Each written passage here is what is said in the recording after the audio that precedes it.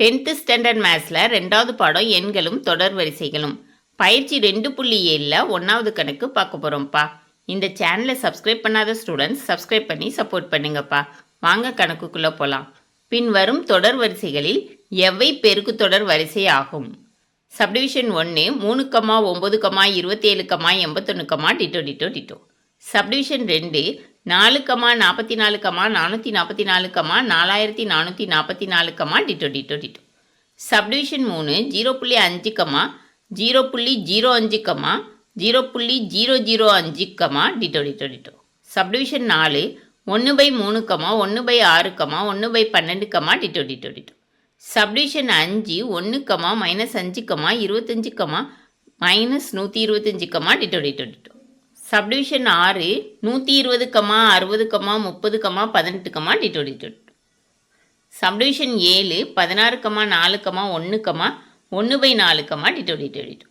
அதாவது இந்த கணக்கில் 7 சப்டிவிஷனில் தொடர் வரிசைகள் கொடுத்துருக்காங்க. அது பெருக்கு தொடர் வரிசையா அப்படின்னு கண்டுபிடிக்க சொல்லியிருக்காங்க. பெருக்கு தொடர் வரிசையை எப்படி கண்டுபிடிக்கிறதுப்பா? பொது விகிதம் சமமாக இருக்கணும். இருந்துச்சுன்னா அது பெருக்கு தொடர் வரிசை. கண்டுபிடிப்போமா? தீர்வு.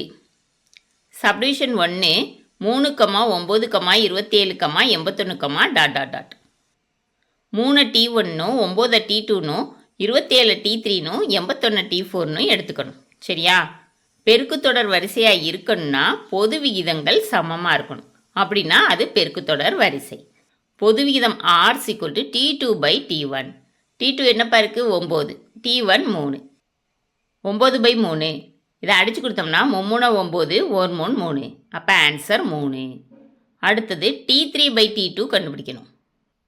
T3 என்னப்பா கொடுத்துருக்காங்க? 27. T2 9. இப்போ அடித்து கொடுத்தோன்னா 9 9, 3 27. ஆன்சர் 3. அதுக்கடுத்து T4/T3 கண்டுபிடிக்கணும். T4 என்னப்பா? 81. T3 27.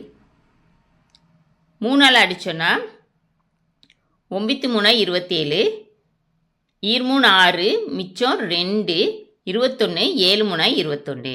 இப்போ 9ஆல் அடித்து கொடுக்கலாம். 9 9, 3 27. அப்போ ஆன்சர் 3. அப்போ எல்லா ஆன்சரும் 3 3ன்னு வருது. அப்படின்னா இது ஒரு பெருக்கு தொடர் வரிசை. Therefore, T2/T1 = T3/T2 = T4/T3 3. எனவே 3, 9, 27, 81, டிட்டோ டிட்டோ டிட்டோ என்பது பெருக்கு தொடர் வரிசை ஆகும். சரியாப்பா? 2வது சப்டிவிஷன் 4, 44, 444, 4444, டிட்டோ டிட்டோ டிட்டோ. சரியா? பெருக்கு தொடர் வரிசைனா பொது விகிதம் சமமாக இருக்கணும். சரியா? அப்படி இருந்தால் அது பெருக்கு தொடர் வரிசை. பொது விகிதம் R = T2/T1. இப்போ 4 T1, 44 T2, 444 T3, 4444 T4 எடுத்துக்கணும். சரியா? பொது விகிதம் R = T2/T1. அப்படின்னா 44/4. அடிச்சு கொடுப்போமா? 1 நாங்க 11 கிடச்சிருக்கு. சரியா? அதுக்கடுத்து T3/T2 போடணும். 444/44. அடிச்சு கொடுப்போமா? 1 நாங்க. சரியா? மேலேயும் 1 நாங்க. ஆன்சர் என்ன வருது? 111/11. இது ரெண்டும் சமம் கிடையாது. சரியாப்பா?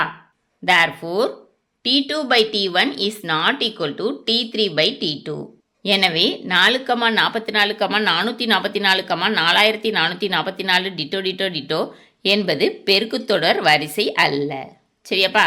3வது சப்டிவிஷன் 0.5, 0.05, 0.005, டிட்டோ டிட்டோ டிட்டோ. பெருக்கு தொடர் வரிசையாக இருக்கணும்னா பொது விகிதங்கள் சமமாக இருக்கணும். சரியா? அப்படி இருந்துச்சுன்னா அது பெருக்கு தொடர் வரிசை. இப்போ 0.5 T1, 0.05 T2, 0.005 T3 எடுத்துக்கணும். சரியாப்பா? பொது விகிதம் R = T2/T1. T2 என்னப்பா? 0.05. T1 0.5. இப்போது தசமத்தில் இருக்கிறனால முழு எண்ணாக மாற்றணும். மேலே 2 தசமஸ்தானம் இருக்கிறனால 100ஆல் பெருக்கணும் மேலேயும் கீழேயும். சரியாப்பா? அப்போ 5/50ன்னு கிடைக்கும். இப்போ அடிச்சு கொடுப்போமா? 4 5, 5 50 1/10ன்னு இருக்குது. சரியாப்பா?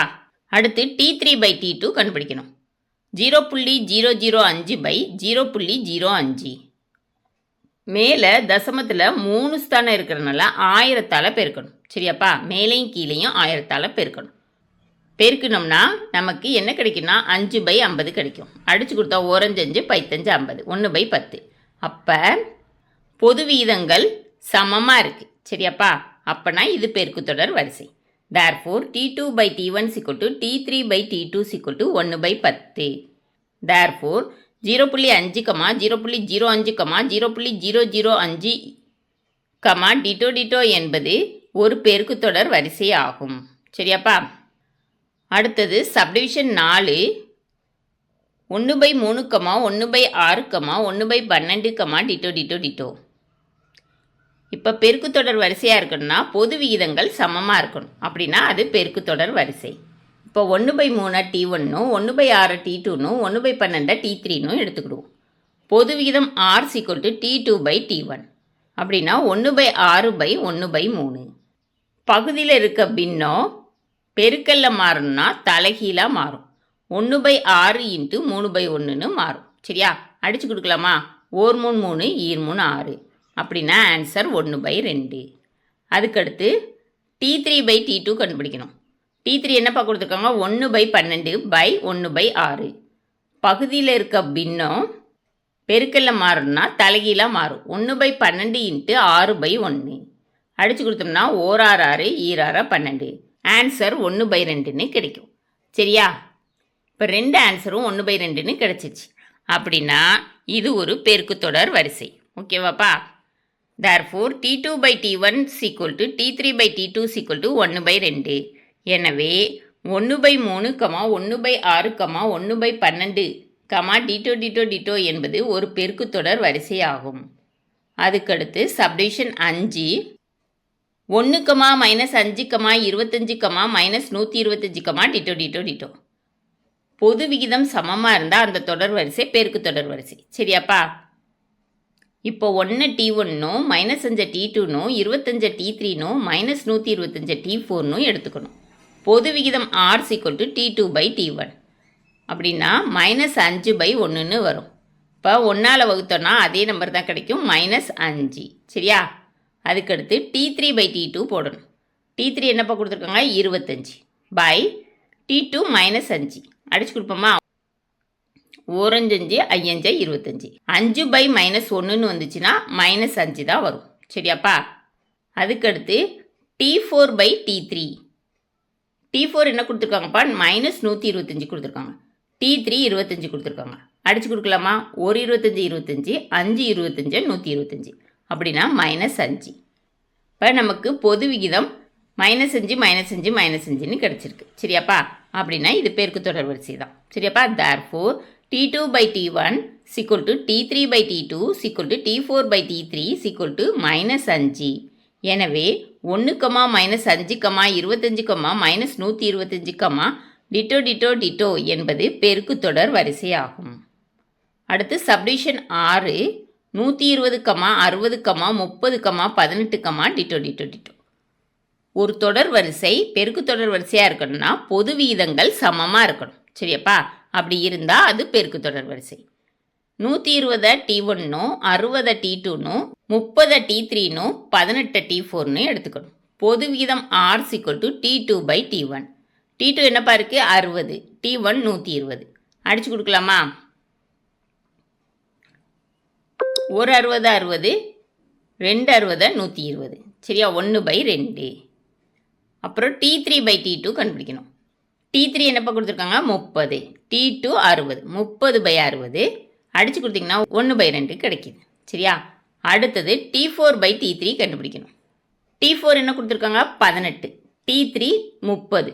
18/30னா 3ஆல் அடிச்சிங்கன்னா 3 30. சரியா? 18னா 6 3 18.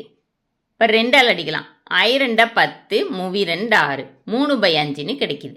ஏற்கனவே நமக்கு 1/2 1/2ன்னு கிடச்சிருக்கு. இங்கே 3/5ன்னு கிடச்சிருக்கு. அப்போ இது சம கிடையாது. இந்த தொடர் வரிசை பெருக்கு தொடர் வரிசையாக இருக்கிறதுக்கு வாய்ப்பில்லை. சரியாப்பா? Therefore, T2 by T1 is equal to T3 by T2 is not equal to T4 by T3. எனவே 120, 60, 30, 18, டிட்டோ டிட்டோ டிட்டோ என்பது பெருக்குத்தொடர் வரிசை அல்ல. சரியாப்பா? அடுத்து சப்டிவிஷன் 7 16, 4, 1, 1/4, டிட்டோ டிட்டோ டிட்டோ. ஒரு தொடர் வரிசை பெருக்குத்தொடர் வரிசையாக இருக்கணும்னா பொது விகிதங்கள் சமமாக இருக்கும். சரியா? அப்படி இருந்துச்சுன்னா அது பெருக்குத்தொடர் வரிசை. இப்போ 16 T1னும் 4 T2னும் 1 T3னும் 1/4 T4னும் எடுத்துக்கணும். சரியாப்பா? பொது விகிதம் R = T2 by T1. T2 என்னப்பா கொடுத்துருக்காங்க? 4. T1 16. இப்போ 4/16னா அடித்து கொடுத்தீங்கன்னா 1 நாங்க நன்னாங்க 16 1/4 கிடைக்கும். சரியா? T3 by T2, T3 1ன்னு கொடுத்துட்டாங்க, T2 4ன்னு கொடுத்துருக்காங்க. 1/4 தான் ஆன்சரே கிடச்சிருக்கு. சரியாப்பா?